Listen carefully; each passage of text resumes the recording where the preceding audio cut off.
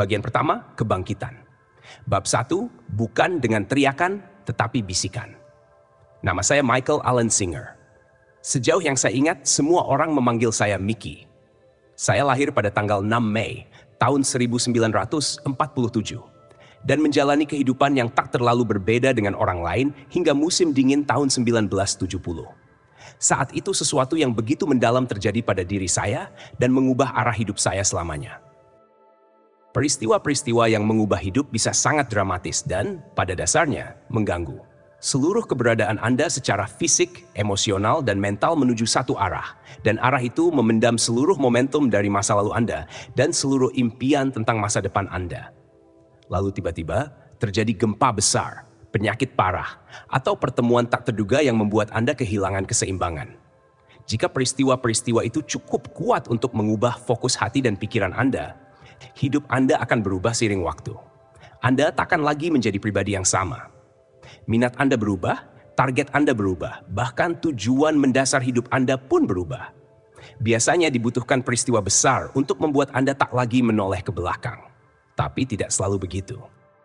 Pada musim dingin tahun 1970, tak ada peristiwa mengejutkan yang terjadi. Apa yang terjadi begitu halus, begitu samar, sehingga bisa dengan mudah berlalu begitu saja tanpa disadari. Bukan dengan teriakan, tetapi bisikan, yang membuat hidup saya mengalami pergolakan dan transformasi. Sudah lebih dari 40 tahun sejak momen yang mengubah hidup itu, tapi saya mengingatnya seolah-olah baru terjadi kemarin. Saya sedang duduk di sofa ruang tamu di rumah saya di Gainesville, Florida.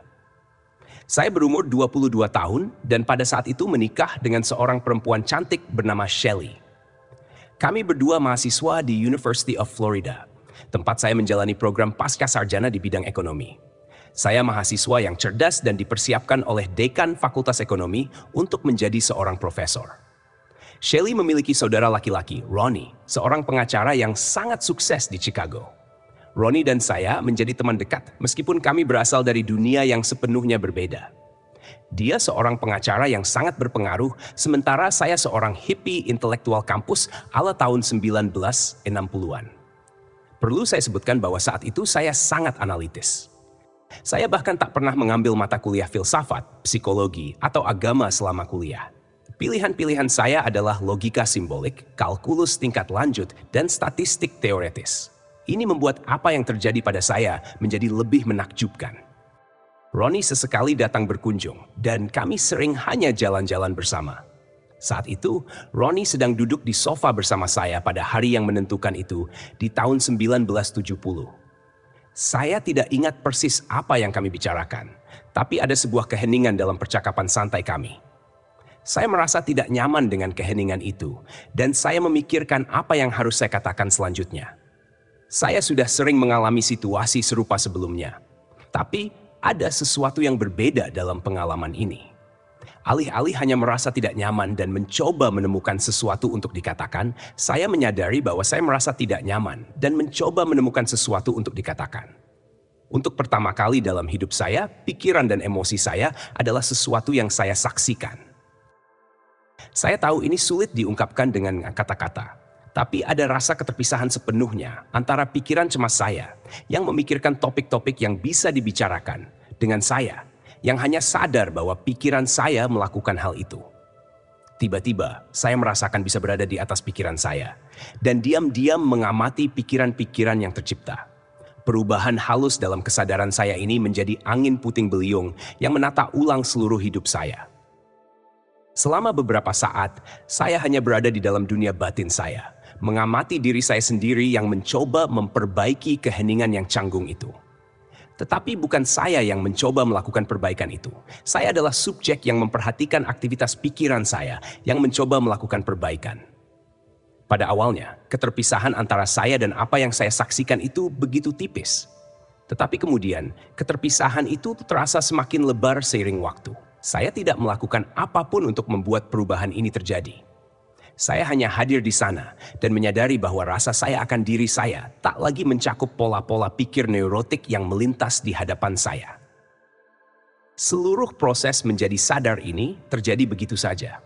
Ini seperti ketika Anda menatap sebuah poster yang menyimpan sebuah gambar tersembunyi di dalamnya. Pada awalnya yang tampak hanya sebuah lingkaran dengan pola-pola garis.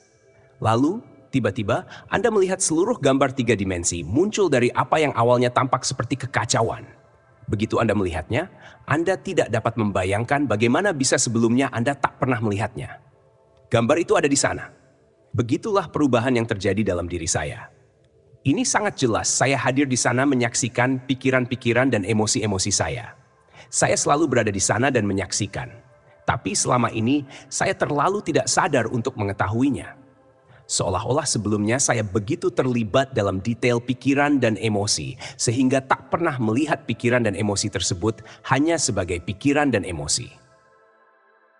Dalam hitungan detik, apa yang sebelumnya tampak seperti solusi penting untuk memecah keheningan yang canggung, sekarang terdengar seperti sebuah suara yang berbicara di kepala saya. Saya menyaksikan suara itu mencoba mengatakan sesuatu. Cuacanya bagus, bukan? Kamu tahu yang dilakukan Nixon kemarin? Kamu mau makan apa? Ketika saya akhirnya membuka mulut untuk mengatakan sesuatu, yang saya katakan adalah, kamu pernah memperhatikan ada suara yang berbicara di kepalamu? Ronnie menatap keheranan, dan kemudian kilatan cahaya menyala di matanya. Katanya, ya, aku tahu maksudmu, suara di kepalaku tak pernah diam. Saya ingat dengan jelas bahwa saya membuat sebuah candaan dengan bertanya padanya, bagaimana jadinya jika dia mendengar suara orang lain berbicara di kepalanya. Kami tertawa, dan hidup terus berjalan. Tapi bukan hidup saya. Hidup saya tidak hanya terus berjalan. Dalam hidup saya, tidak akan ada yang sama lagi. Saya tidak harus berusaha mempertahankan kesadaran ini. Kesadaran inilah diri saya sekarang. Saya adalah keberadaan yang menyaksikan aliran pikiran yang tak pernah berhenti melewati akal pikiran. Dari tempat kesadaran yang sama, saya menyaksikan aliran emosi yang terus berubah melewati jantung. Saat mandi, saya menyaksikan apa yang dikatakan suara itu, sementara saya seharusnya memandikan tubuh saya. Jika sedang berbicara dengan seseorang, saya menyaksikan suara itu memikirkan apa yang harus saya katakan selanjutnya, alih-alih mendengarkan apa yang sedang dikatakannya. Jika masuk kuliah, saya menyaksikan suara itu berusaha mengantisipasi apa yang dipikirkan dosen untuk melihat kemana arah pengajarannya. Tidak perlu dikatakan lagi, tak butuh waktu lama bagi saya untuk merasa terganggu dengan suara yang baru saya temukan di kepala saya itu.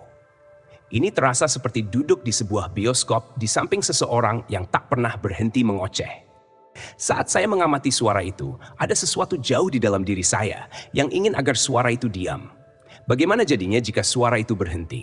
Saya mulai merindukan keheningan batin. Beberapa hari setelah pengalaman pertama itu, pola-pola hidup saya mulai berubah. Ketika bersama teman-teman, saya tak lagi menikmati kebersamaan itu. Saya ingin menenangkan pikiran saya, dan aktivitas sosial sama sekali tidak membantu. Saya mulai pergi ke hutan di dekat rumah. Saya duduk di tanah di antara pepohonan dan menyuruh suara itu diam.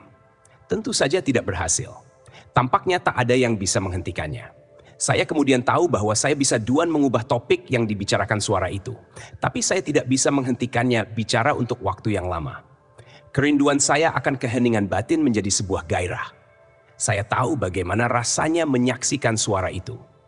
Yang tidak saya tahu adalah bagaimana rasanya jika suara itu berhenti total. Dan yang tak pernah saya bayangkan adalah perjalanan fantastis yang akan segera saya alami.